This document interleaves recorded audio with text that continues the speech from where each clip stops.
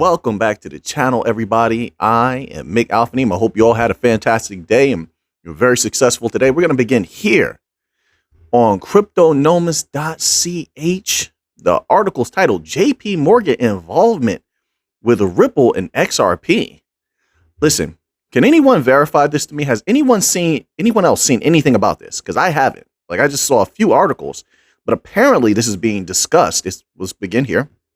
It says, recently, rumors have emerged regarding the crypto Ripple XRP and a report by JP Morgan in which it would appear that the bank holds 7.5% of its assets in XRP. But is that a real report? Has anybody seen this? Can they verify this? It says here, the crypto report revealing JP Morgan's holdings in Ripple XRP. Yeah, I haven't seen anything else. I'm going to do some research and dive into this. But I mean, I would think that would have popped up. I would think. But let's keep going. Maybe it didn't. It says, in the fast-paced, ever-changing world of cryptocurrencies, revelations about institutional involvement are often met with fervent speculation and scrutiny. Like I say, if they're involved, sure, that's a positive. But do we need them? Not really. Listen, we have so many banks involved, with on-demand liquidity. So many banks apparently ready to go that this is just bonus in my humble opinion. But yeah, I'll take it if they're involved. Sure, that's a great thing. It says recently a confidential report emerged that sheds light on JP Morgan's significant holdings in XRP, a leading digital asset in the blockchain and cryptocurrency sphere.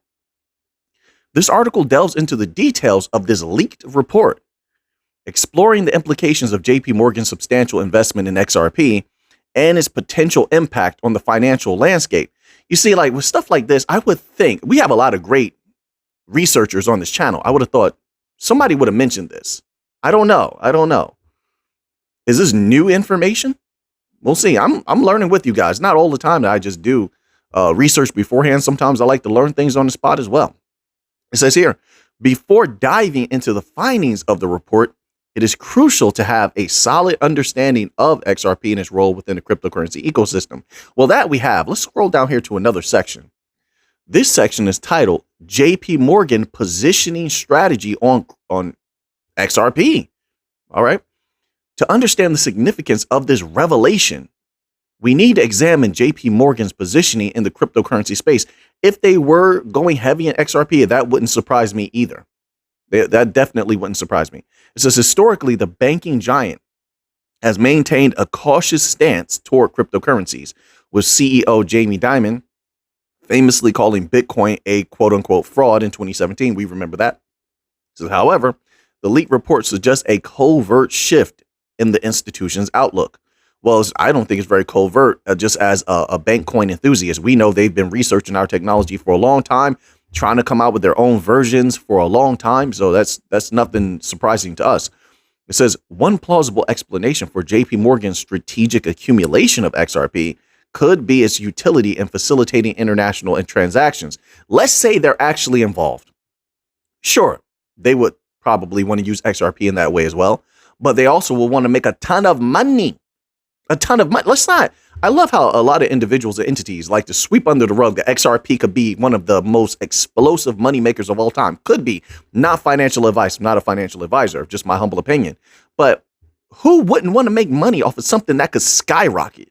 So that's always a possibility. That's always on the table if they're actually involved. Like I said, this needs to be, I need to verify for myself. Others, I mean, if there are documents out there, people are probably reading over them right now, right? But I just haven't, this hasn't come across my desk. It says, JP Morgan's substantial investment in XRP has significant implications for the broader cryptocurrency market. First, it indicates a growing institutional interest in cryptocurrencies beyond the traditional leaders, Bitcoin and Ethereum. The diversification of institutional, well, we have clarity on XRP. So if any entity wanted to play, I would think that they will play in XRP. Why not? There's no harm in it anymore. It says, as the banking sector seeks to exploit the potential of blockchain technology, the role of XRP as a bridge between fiat assets and crypto becomes increasingly relevant. Oh, it definitely is. It definitely is. There's some things going on right now. I don't know if people are seeing it, but having a bridge currency like XRP could be very, very advantageous. So now let's move on here to another article. Okay, this article here is from the cryptopolitan.com. And I just want to read this little tidbit here. The article is titled Ripple Engineer on XRP Liquidity Feature. Liquidity is going to be very, very key in the future. There's a huge lack of liquidity everywhere globally. So it says here, in the vast ocean of cryptocurrencies, the mechanisms and infrastructure supporting them play a decisive role in determining their relevance and utility. Neil Hartner's exploration into the XRP ledger brings to light a key feature: its ability to provide liquidity for what are termed, quote, restricted tokens, unquote. Now, there's something else I would say about this, but I'm going to save that for the members only video.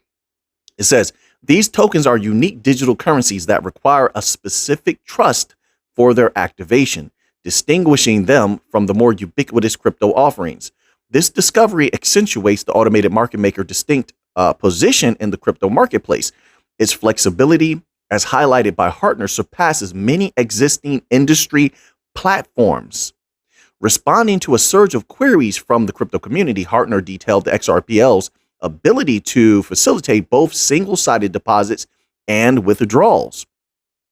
This mechanism implies that irrespective of the asset pair being dealt with, even if it involves a restricted token, users can still harvest rewards in the form of XRP. The underpinning logic: users are limited to, quote, only withdraw assets that are authorized to hold, unquote, which inherently ensures a certain level of security and authorization within the system. It says here, but the liquidity discussion doesn't end at deposits and withdrawals. Hartner further elucidated the liquidity rebalancing prowess. This mechanism allows for a more dynamic and responsive system, adjusting liquidity based on market demands and user behaviors. In simpler terms, it's like having a smart financial system that knows when to hold back and when to release, ensuring optimal utility and efficiencies. We'll just read this little tidbit here, just this little extra piece. The section is titled, On the Horizon, the Future of XRPL Innovations. While Hartner's unveiling has undeniably stirred the crypto pot, it's essential to understand that the XRPL's journey is an ongoing one. Yeah, they're always advancing. And this is what I said. I like companies like the Bitcoin companies that are always innovating and staying one step ahead of the competition, and we are ahead of them right now. It says the ledger in its current avatar is already a formidable force, but the developers and engineers behind it are continuously striving to enhance its capabilities. Hence why the XRPL is one of the best, if not the best, right now at pushing forward, pushing the boundaries, and bringing in the big money. The setup for the XRPL is absolutely beautiful right now. Just my humble opinion. It says, but being juxtaposed against heavyweights like Ethereum and Solana, XRPL is consistently pushing its boundaries. That's what I was just iterating. A prime example is this foray into non-fungible tokens into the NFT space. So we're going to leave off right there with that one. We know where that leads. Trillions coming in, trillions flowing at some point in the future. Hopefully, if everything goes according to plan, we are going to dominate as long as we stay on this trajectory here. All right. So now I want to go to this article here. This one is on the cryptobasic.com and it's titled Ripple versus Swift. Live demo. Somebody did a live demo. Shows how XRP reduces cross-border payment costs and delays. All right, let's find out. Did we crush Swift like I anticipate that we would? It says Ingrid, a US-based software engineer, has made a live demonstration comparing the cross-border payment processes of blockchain-based payment firm Ripple and the traditional settlement provider Swift. Taking to X, formerly Twitter, the developer, known for his pro-XRP stance, wise individual, that's why, posted the clip demonstration. He particularly compares sending funds between financial institutions in the United States and Japan using the solutions of Ripple and Swift.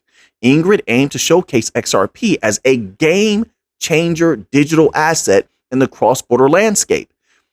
We have an article about Japan coming up as well. It says the process for Swift. According to the clip, SWIFT system finds a link between the source and destination banks once the sender's bank initiates the transactions. It does this process by two correspondent banks.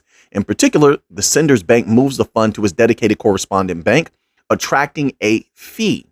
The sender's correspondent then moves the money to the receiver's correspondent, attracting another fee. Oh, this is adding up. A little expensive, aren't you, Swift? Meanwhile, the clip indicated that the link between the two correspondent banks also takes a fee.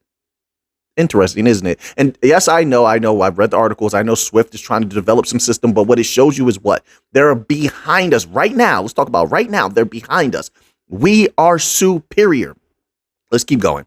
So the final lap of the fund movement sees the destination bank receiving the money with at least 3 rounds of charges. Another thing, once again, I want to iterate that most countries around the world who are joining BRICS at some point in the future will probably not be using SWIFT. While the XRPL can connect everything together, we are not limited at all. We have not gone against anyone to be limited or, to be cut off. SWIFT will be cut off. This is why all those countries are looking for alternative systems. We can thrive where they will fail. We have access to where they are right now, in the early stages of being cut off, right? As countries scramble to look for alternative systems. It says the process for Ripple, on the other hand, the software engineer demonstrated the process of Ripple using 2 scenarios. They involve using RippleNet Xcurrent with and without XRP. In the first case, the sending bank merely connects to RippleNet Xcurrent. This method allows for real-time communication between all parties involved in the transactions. In other words, the sender's bank, sender's correspondent, receiver's correspondent, and receiver's bank communicate simultaneously, processing the funds instantly without delay.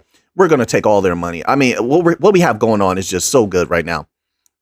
Just my humble opinion. So notably, the process also attracts multiple charges.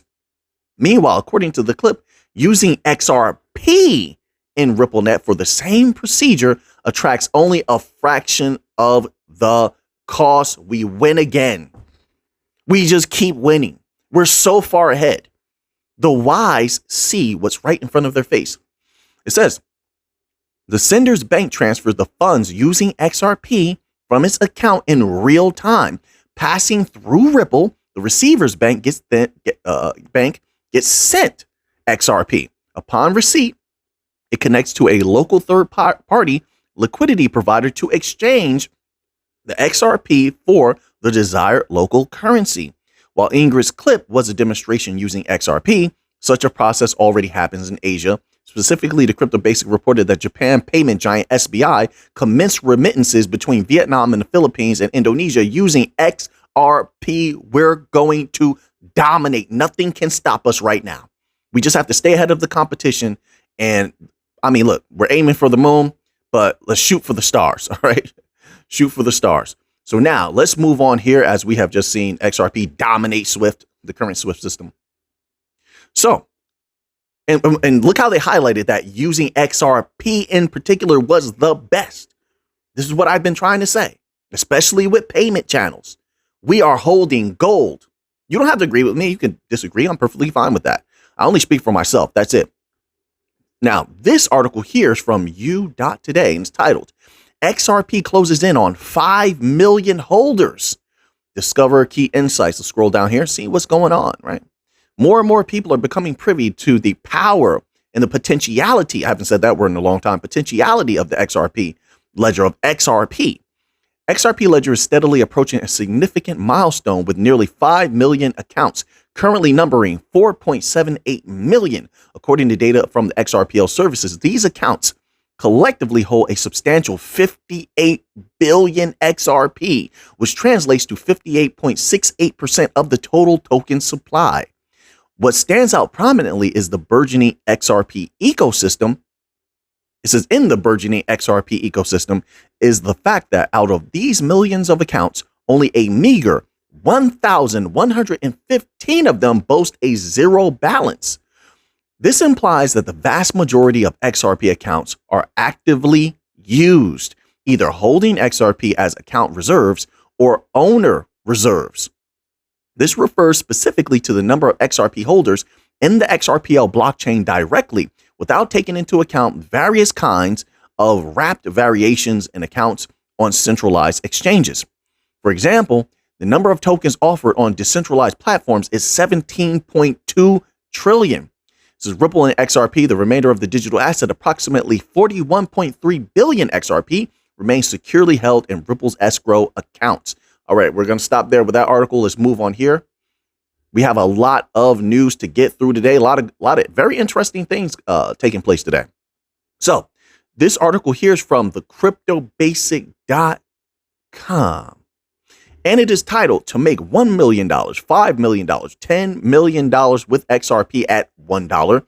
Here's how much you need to accumulate." All right, let's see what's going on here. It says, despite the persistent downturn, hit my microphone.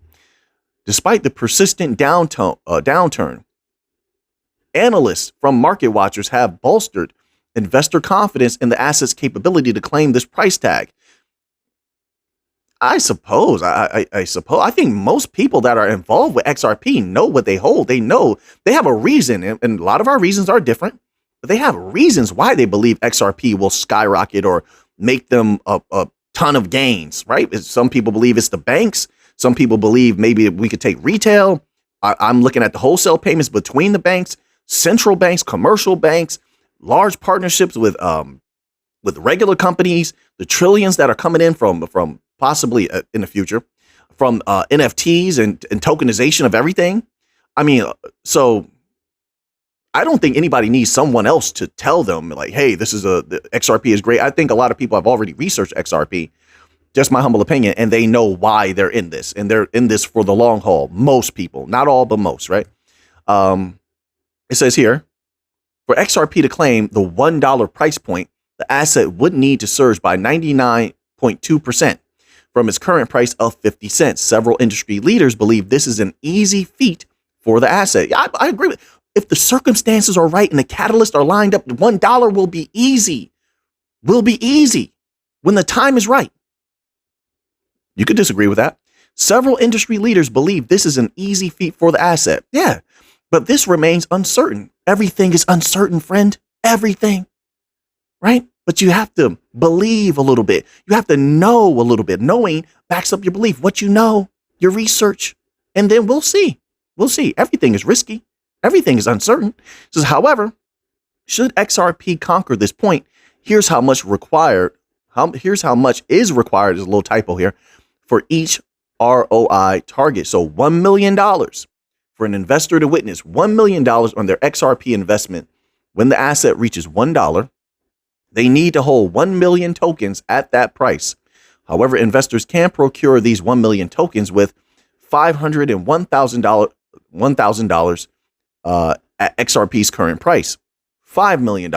Similarly, should XRP claim the $1 price, an investor holding up to 5 million XRP tokens would see their investment surge to a worth of $5 million.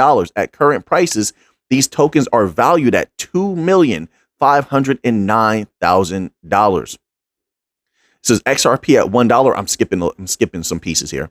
XRP at $1. How feasible? Very feasible. Not what? Whether a proponent seeks to secure $1,000, $100,000, or $1 million when XRP hits $1, the prevailing concern is how feasible it is for the asset to claim this price point. Very feasible if you understand who is looking forward to using the XRPL. Hundreds of banks, not regular people, banks. Most analysts believe the $1 price is an easy task for XRP. Yes, that's what I'm saying. It says, but the timeline for a rally to the target remains uncertain. Of course, yeah, I agree with that as well. Recall that XRP almost reclaimed $1 during the meteoric rally it staged on July 13th. The asset faced intense resistance at 93 cents and has continued to face intermittent drops since then. Yeah, but there's reason for that, like the fact that XRP is not included in the liquidity hub because of the ongoing case and how Ripple is able to utilize XRP right now. The SEC is still sort of standing in our way, but if that wasn't there right now, we might be there, might be close to that, right? So, I mean, everything in its time. We still have a little bit more fighting to do. We have a little bit more climbing to do. I think that's apparent and that's logical. All right, so now let's move on here to a little bit of XLM related news. We got some stuff happening. Things are happening. So first, we're going to read this little tidbit here because they have the Soroban activity coming out very, very soon. So they released this blog article titled Protocol 20 Upgrade is Coming. And so let's begin here. It says, this guide is designed to help developers and businesses building on Stellar Network prepare for the network upgrade to Protocol 20, which will introduce support for Soroban smart contracts. Ooh-wee. This could be something. There's no guarantee. Of course, there's never a guarantee, but this could be something in the future. Not now. It'll start with little steps. Then we get to the big run, later on. It says, but BPV is going to feast on this. Stronghold is going to feast on this. LightNet is going to feast on this. On and on. They're going to feast on this. It's by far the biggest, most complex protocol upgrade to date. And so while the basic instructions to prepare are the same as ever, install to update versions of any Stellar software you use, the process will take a few extra steps. It says, because the Protocol 20 upgrade introduces new network settings that validators control, it is also likely that the initial upgrade vote will be followed by a series of additional votes to adjust those settings. Yeah, so everything within its own time. But I want to get to here of how this affects XLM. So this article here is actually from CaptainAltcoin.com. This was a really good article here. So it says here, I'm gonna begin at the top. The Stellar Development Foundation smart contract platform Soroban is nearing its official mainnet launch after over a year in public preview releases. The milestone could prove significant for Stellar's native XLM token. That's what I want to hear. By expanding its utility and use cases. Then let's scroll down. We're skipping a few parts here, but it says, I'm getting to the important parts. It says, by unlocking new utility for XLM as gas. This is what this article is saying, right? We need to look into this and make sure that that's how this functions, but it sounds logical to me. It says, by unlocking new utility for XLM as gas for running these smart contracts, as well as enabling innovative DeFi and DAO projects, Soroban could significantly expand Stellar ecosystem, more activity, and use cases for XLM. Now, that's what I want to hear. It says, would likely have positive effects on its price and market cap. Whew. Appreciate whoever runs this site, CaptainAltcoin.com. I appreciate you putting that information out there. It says some analysts think the timing is favorable for Stellar to gain traction. Quote, with high Ethereum gas fees and network congestion still a problem, there is room for a cheaper smart contract alternative like Stellar to succeed, unquote. Well, there's a lot of smart contract competition out there. You want to be real about it. There is. But Stellar has a lot of heavy hitters on their side that could bring in more business. They have a lot of partners. Wisdom Tree, Franklin Templeton, United Nations, right? So they can bring in a lot of heavy hitters. There's no guarantee, but maybe that's a possibility, right? But there's a lot of competition out there. Come on now. Algorand has some of the best smart contracts on the planet. Hedera has some of the best smart contracts on the planet. Now, don't get me wrong. There's enough money to go around. This is definitely significant. Definitely. It could be. It could be. It's a significant upgrade. We'll see if it has a significant impact, right? But definitely has me excited. But I know things take time. I know that. So I'm not looking for any massive activity immediately. Although I'll take it if that happens. I'll definitely take that. So we're going to leave off there. Things are looking good, in my humble opinion. Things are looking good when it comes to these types of things. And all the other companies pushing Stellar forward, pushing XLM forward, BPV, Stronghold, etc. All right, so now let's move on to, I have so many articles here. Oh, okay, so let's go here. I just want to read the headline from this because it's telling, they're telling the people what's coming. These banks are swaying in the wind. And when they come down, first of all, that's great for the new financial system. That's number one. Puts us in a prime position. More people will turn away from the banks, the legacy banking system, and they will turn towards us, possibly, right? That's number one in the future. Number two, it pushes a lot of those smaller banks further and closer and closer to us and further away from the legacy system because they're going to need to survive. They need everything that we offer. That's number two. Number three, commodities wise, people will flee to silver and gold. And those of us who've been deep in gold and silver for a long time, it will explode like the likes of which people probably could not fathom. I look forward to that. I definitely do. Not financial advice. I'm not telling anybody to go buy some silver or gold. This is what I do. Platinum as well. But this title is why the Fed's next decision on rates could leave a wave of commercial debt default. These commercial real estate is like a guillotine, and it is coming down. Now, this is a great guillotine for us, very bad for them. But hey, they put themselves in that position. This is a money game, folks. And that's the very thing that could bring them to their knees. So we're watching this closely. But to have Market Watch coming out with articles like this, Bloomberg coming out with articles like this now, means that they can't run away from the reality. The banking crisis only got started in the spring, but it hasn't gotten deep yet. And it looks like maybe in 2024, I don't know if this is going to happen before the end of 2023. It could, but it looks like 2024 is going to be an interesting year. All right. So now let's move on here to a little bit of BRICS Nation information. I'm skipping an article. So this is from cryptopolitan.com and it's titled BRICS Nations Dump Dollar in Oil Trades. This is going to be significant, but let's see what they have to say about what's going on here. It says dollar dominance in the global marketplace has long been the accepted status quo, but the winds of change are gusting and the BRICS alliance is at the forefront, challenging the hegemony of the U.S. currency. This audacious geopolitical move might just send tremors throughout the global financial circuits.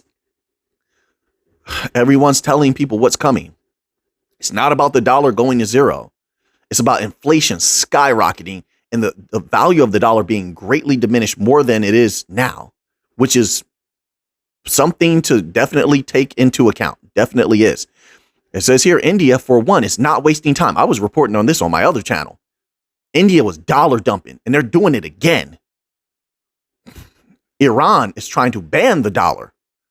I mean, well, let's read this little tip here. It says, India, for one, is not wasting time. The country recently inked a deal with the UAE, purchasing 1 million barrels of oil and settling the tab with the rupee. The transaction was managed by the Indian Oil Corporation with the UAE's ADNOC. This isn't just about oil, though. India and the UAE have even ventured into precious metals. A gold trade worth $1.7 million settled without US dollar. Whoa.